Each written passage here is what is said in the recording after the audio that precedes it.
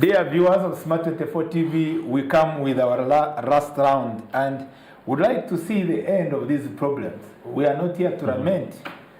We are not lamenters. We are not for lamentation.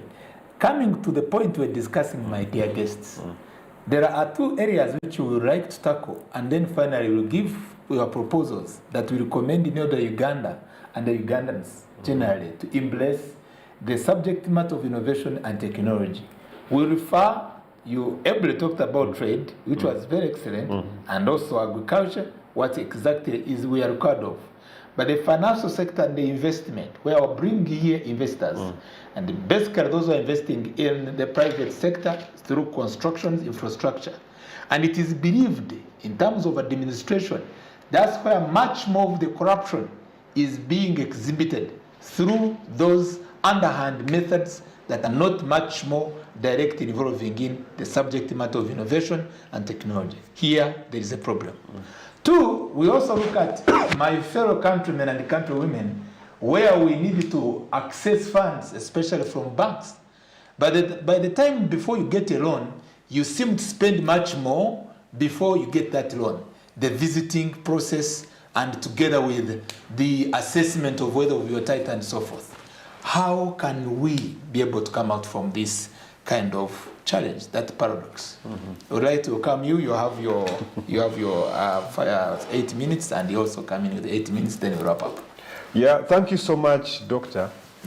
You will notice that one of the significant challenges we are facing as a country to transform our economy is investing in the private sector in terms of human resource, technology, and capital. So there's a challenge. You want to attract investment. You are encouraging people to innovate and invest. The starting point is, as a country, do we have an innovation fund in place? Doctor here will tell you to come up with a design that will turn into a commercially viable product is a very expensive endeavor. So do we have an innovation fund that people who have ideas, they are passionate about these ideas, they can go and access some funding and process these ideas that will eventually come out into commercially viable products and help in addressing some of the challenges in our private sector. So that's point one I wanted to make. You raise a very important issue on our financial sector, industry. The money economy. Yes, the financial industry. There are some steps to digitalize our financial sector. Those steps are in place, some steps are in place, and there's some work going on. There have been efforts to bring so many of our people in the money economy. And this is where interventions like mobile money have done a commendable job by making sure that at least anybody appreciates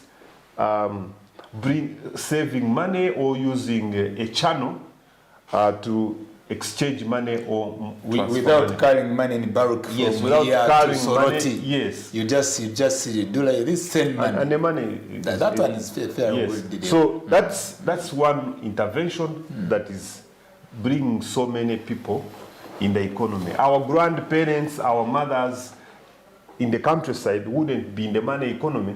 Mobile money is. Let me tell you what was happening. I participated in business in the 1997, and then 1999 to South, and I could do business as I studied. That's how I was a good hustler. Yes. And in the process, so I could carry money from Ginger after they have given me my money from, have just paid me, and then I take it to Rwanda, down there, Moko. And you go with your 5 million cash, yes, and even which was very risky. Yeah. You can go. So that is a very wonderful innovation. So with that, a number of people are beginning to appreciate the importance of having bank accounts. Because that's where we begin from. When you have a population that does not appreciate the need for a bank account, that's already a problem. What this means is that you have a bigger population with a small bankable population, with a small portion of your population that is using commercial banks. What this translates into is that the cost of banking becomes high. Because you as a bank, you must break even at the end of the day. You must make a return out of your investment. So because you have few people banking, the cost of running your operations remains high because it's a game's number. So you need to have many. You need to have many. So digitalization is helping to bring many into the banking basket. It looks to be many are leaving banks going to MTN transaction in terms of their money transaction. Yes, a number of people are using that platform, but eventually it's changing the mindset about banking. Okay. Previously, people would keep money in pots at home under their beds, but you'll find someone saying, I have money here on MTN or Airtel. There's also an option that you can actually move it from your phone to the bank. I have also seen innovations in the financial sector where actually now you can open bank accounts on your phone. As long as you have your NIN, you can actually open a bank account. Now, there are also... Which bank has availed that? No, the banks are there. Oh. Now, there's also another new development that has emerged within the financial sector, agent banking. Yes. Agent banking is also another approach to bring so many people into the banking basket. That's right. And it's actually achieving a big... The other day I paid the school fees while I'm just here, down here. Yes, so it's also one way of digitalizing the financial sector. That's right. You do not have to live here to go and bank in Chikungo. Or you don't have to wait for the bank to open at 8. That's right. To bank. Even now, you will go to an agent and do your transactions. That's right. So that is one way of, that is another endeavor that is being pushed to digitalize the financial sector. That's right. You raise an issue on access to credit. Access to credit. Yes, it's still cumbersome. There's an ongoing process to build the transparency, to build the honesty in our system. I'm aware of financial institutions that have digitalized this process. I kindly address the challenge straight away, where I'm going to access 10 million as credit from some banks I've not mentioned name. But before I reach the conclusion, even before my loan is taken for assessment, I find the expenditure, the cost, is already around 500,000. The opening of boundary, the land search report, even not valuation report. Of recent, I landed into that scenario. I said, this is what is happening. How can we solve that challenge? And this was a prominent bank, which I was able to get that information about. So I want to agree with you, Doctor. The cost of borrowing in our economy is still high in terms of administration expenses and interest rate. The challenge that has been in place is having access to quality information from the prospective borrower. But I know slowly by slowly some financial institutions have digitized this process. They have digitized this process that you can actually, as long as you can access internet, as long as you can access the bank's digital platform, you lodge in your application, they process it, then they call you to sign an offer letter. Thank you. What still remains is that government has worked hard to develop an e-governance system through institutions like NILA and many others. What remains is that these centers need to be interlinked. Would you give us your last word in that as we... If I go to Bank X. And for example, I want to open an account. Even if I don't have a copy of my national ID, and I have my NIN, I should be able to share with this financial institution with my NIN. They put it in the system, and then they're able to generate. They're able to generate details about me. And like what is happening with URA. As long as you log in your NIN, all the details about you will come out. So that is what remains as a bit of a challenge for commercial banks to access this information. What's your last word as you conclude? So thank you so much, Doctor. Really, what needs to be, we must appreciate that we are in a digital economy. What used to work yesterday may not work today. It's a challenge for the innovators to keep innovating, because challenges keep changing. They keep changing. The challenge we have today may be access. Tomorrow the challenge may be overusage. So innovation is an ongoing process. Wow, thank you, our business expert. Always we are proud whenever we have you in our show for the information you share to the viewers. Doctor, a lot you have already said. Would like to give you 3 minutes and you add on what you feel you had not yet said, and as we conclude our program. Yeah, I think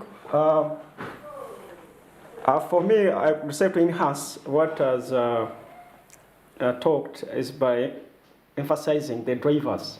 The drivers, or the means to what I was talking about to implement. One of them, as I said, the state has to be in. I think you alluded your submission. You are putting query about you want to access a loan. For me, the way you can perceive it. And as a concluder, sorry, you remember I talked about the issue of the red tape, especially in bringing investors in Uganda, as we are handling the issue of economic productivity. It seems to have stalled more investors not to come, because some of the middle persons, which I'm quoting, the middle persons, seem to hike the prices here of accessing the opportunity to investment. How can we solve that? It seems to be hindering Ugandan economic productivity.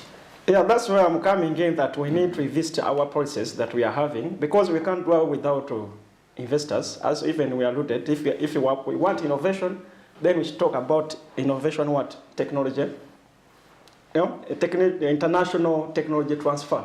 And that's where now even the investors are doing what are coming in. So what we have to do, we need to go back to the drawing board. As I said, our designs that we are having, are we having the right designs? Or what you are talking about, that people are coming in to hike and so on. It means there is a problem in the design of what we are, because if it's a good design, it is very hard to compromise. God created human being, I don't know how many years we have existed, but no one has come to compromise about that. I think no one has come up to develop a human being who has got 4 legs. It remains 2 legs. It remains 2 legs. It means the design, because if it is a good design... Now I've got your point. You cannot copy a design. Okay. Yeah, for example, people are going to church every day and so on, they want to see God. Please, you never see God, because a good design, in fact, like I don't want to see who made the light. Yeah, the design, it speaks for itself. But if we go on copying and all that, that's why, if it is a simple one, because as I said, the design we have, in the innovation we can focus on the product. But also we can look at the process. And now our problems in Uganda are emanating from processes. Like you said, I need a land title and so on. But now we need to see, we have to pay the person who is going to come and to process it. And then, so there is a problem with the process. The design. The design and the process. And to me, that is an opportunity, by the way. It provides opportunities to people and even get what? Employment. So it's quite important that we need to look at, especially the drivers, as I alluded, still I will say, we need to invest in the private the private sector, because the private sector will provide education. And then also the attitude, I believe the parish development model is going to create a kind of attitude to change the people. I think it's quite important, is one thing. And then our education system, I think is another thing that we need to. In fact, today we are talking about design thinking. Okay. So we conclude as we conclude. Yes, design thinking. So we need to look at discussion from a holistic approach. Yeah. Bring all stakeholders on board. But above all, the approaches, our design. This is Uganda. Uganda. My brother here, we are talking here privately that in Uganda, out of 10 people, 9 people are talking bad about what? Uganda. Because you don't understand the design. Yes, what is our design? Is one thing. Instead, we're embracing people's what we have Google Meet. We don't know even how they designed it and all that, and they are selling us pro things. So we need to go back and replan and see how things can be done. Thank you. Yeah, thank you so much, viewers, and also Smart TV for hosting me. Yes, sir. And I'm available anytime that I'm called. And there's a great audience. Keeping patient and listening to us is not an easy thing. I understand. So we do believe in you, and thank you. And come again, and we'll be there. Thank you so much. Dr. Aaron Kimisa is the Dean and Senior Lecturer at Cavendish University. His point on the design, he has tried to emphasize, and even if I gave him more 5-10 minutes, I know he will not change. He said, please, the design. And Ugandans, the way how we have designed the system, the corruption, the red tape is designed. If we want to overcome the economic productivity challenges that even hinders the process of investment, is go back on the innovation and technology design. Thank you. Until we meet next time. This is the point. Wait, the news hour is on the way. God bless you.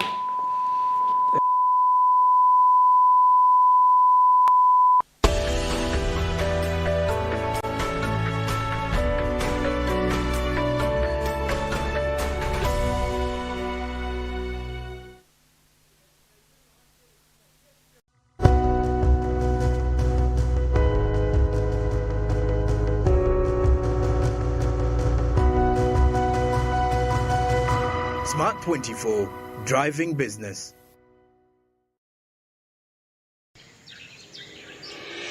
Every new day brings new opportunities for you to conquer the business world.